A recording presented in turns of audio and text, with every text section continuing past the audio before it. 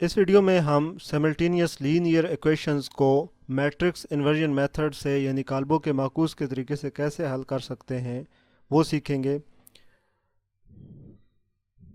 Linear equation यानी यकदर्जी हमजाद मुसावातें आपने मेरी बेसिक्स ऑफ मैथमेटिक्स की जो सीरीज़ है उसमें जाना होगा, सीखा होगा कि लीनियर इक्वेशन कौन सी होती है, उसको कैसे चेक किया जाता है।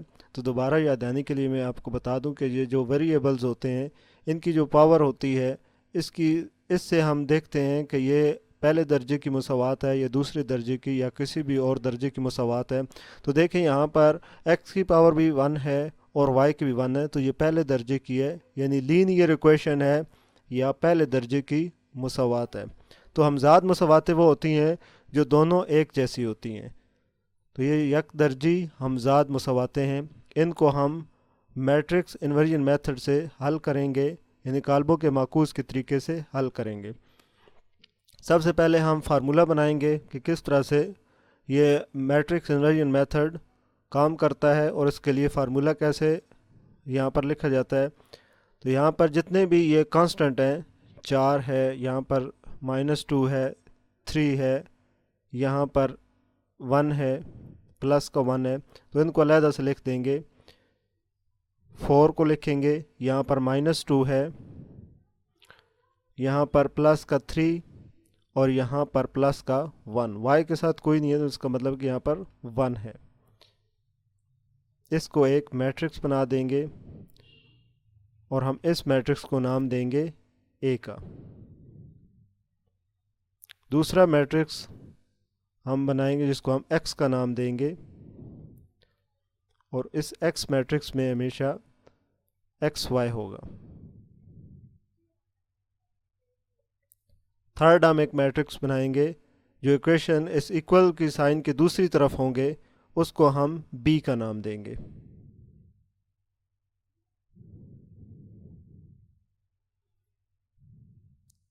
तो ये 8 है और उसके साथ नीचे लिखेंगे -4।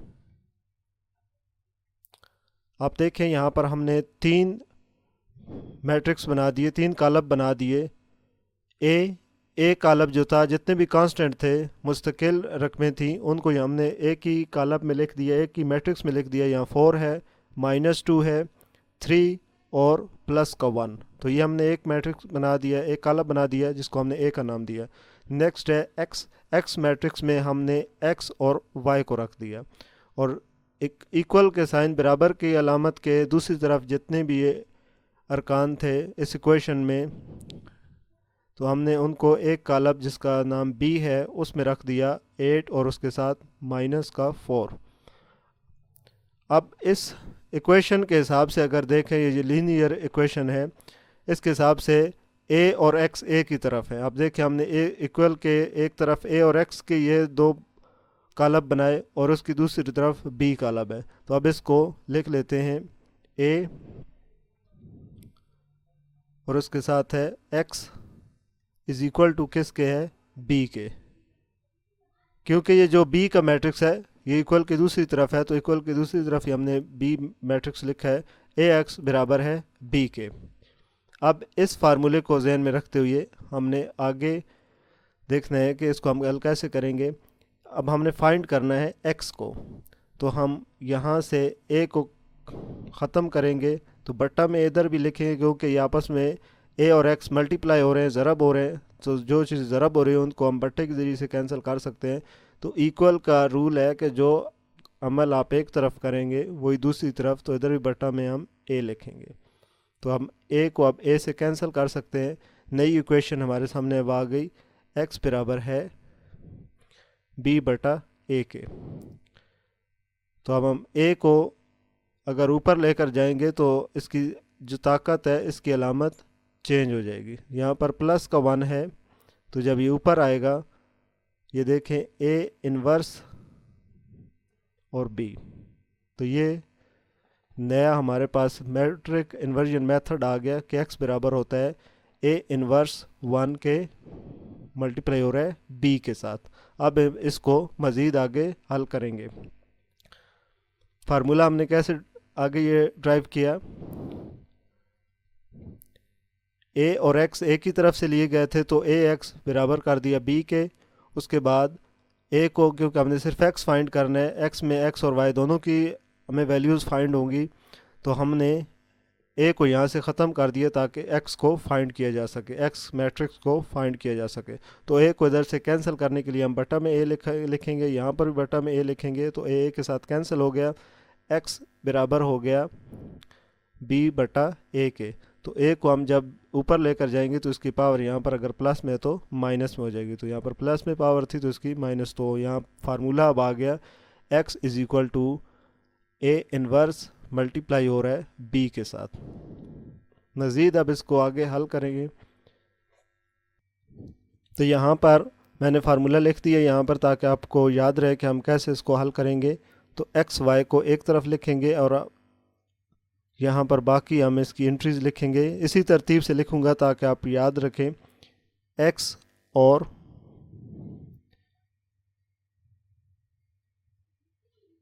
वाई ये मैट्रिक्स है, एक तरफ अब आ गए और दूसरी तरफ ए इनवर्स। ए इनवर्स का किसी भी इनवर्स का फार्मूला क्या था, एडजॉइंट, यहाँ पर ए है तो ए लिखेंगे कि ए का एडजॉइंट हमने फाइंड करना है। डिवाइड में क्या था, ए का डिटर्मिनेंट यानी कि मक्ता, मल्टीप्लाई किसके साथ होगा, बी के साथ। तो अब हम ए का एडजॉइंट फाइंड करेंगे। एडजॉइंट का फार्मूला क्या है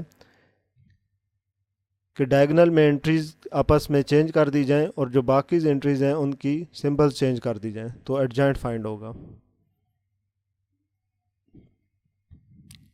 एडजॉइंट ए,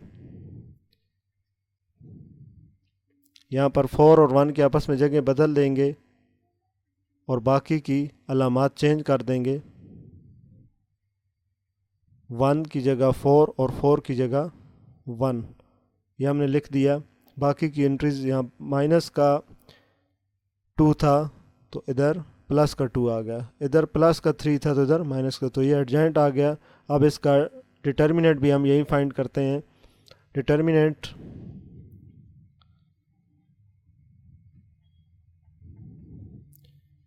ये आपस में मल्टीप्लाई होंगी वतर में, वतरी जो अरकान है, डायगोनल में जो एंट्रीज हैं, 4 मल्टीप्लाई हो रहा है 1 के साथ, माइनस 3 मल्टीप्लाई हो रहा है माइनस 2 के साथ। मज़ीद इसको हल करते हैं अब। 4 माइनस माइनस 6 प्लस का 3 है या माइनस का 2 आपस में मल्टीप्लाई होंगे, तो यह आएगा 4 माइनस माइनस के साथ मल्टीप्लाई होकर प्लस हो जाएगी 6, तो आंसर आएगा 10। तो डिटर्मिनेंट क्या आ गया, 10।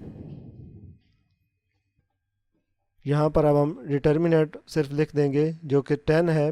अब इसको हम इसी तरतीब से लिखेंगे, x और y बराबर है, एडजॉइंट ए क्या है इसको लिख देंगे। अब इसकी जगह हम इनकी वैल्यूज़ लिखेंगे, 1 2 -3 4, ये एक एडजॉइंट है। इसके नीचे लिखेंगे डिटर्मिनेंट यानी मक्ता ए का जो था वो 10 था, अब मल्टीप्लाई ये किसके साथ हो रहा है, b के साथ। b क्या है, 8 - 4।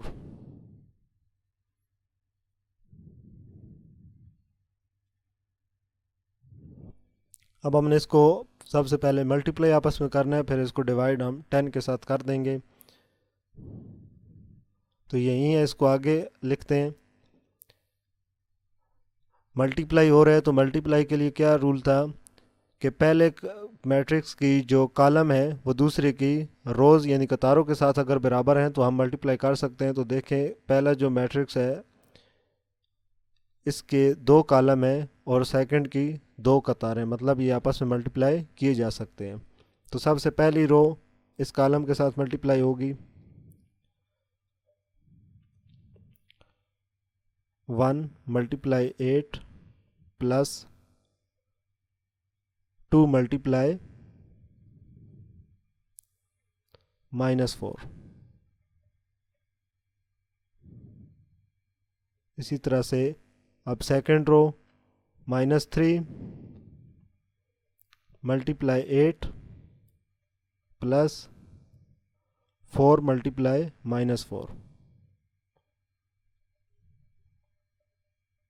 मज़ीद इसको हल करते हैं।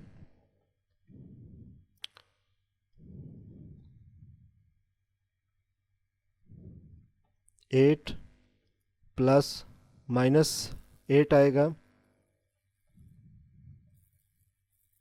यहाँ पर -24 -3 मल्टीप्लाई हो रहा है 8 के साथ, -24 प्लस 4 मल्टीप्लाई हो रहा है -4 के साथ, तो -16 आएगा। मज़ीद इसको हल करते हैं।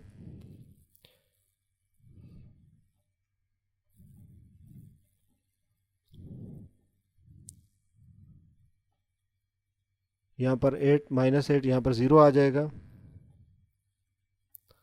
और -24 है -16 है, तो ये आपस में जमा हो रहे हैं।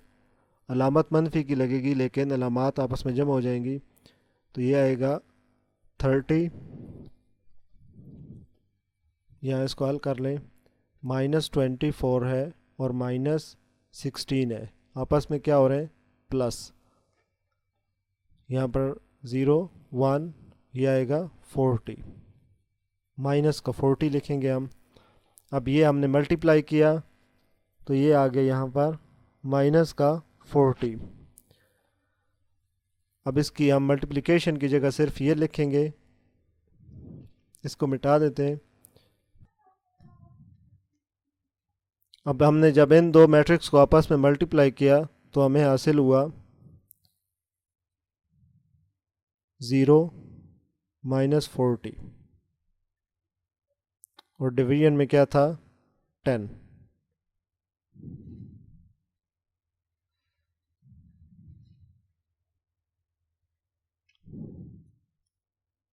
अब दोबारा से ये बट्टा में इधर भी लिखते हैं, 0 10 -40 10, ये आएगा ही 0, और यहाँ पर 10 4 टाइम इसके साथ होगा तो कैंसिल हो जाएगा, यहाँ पर 4 आ जाएगा, -4।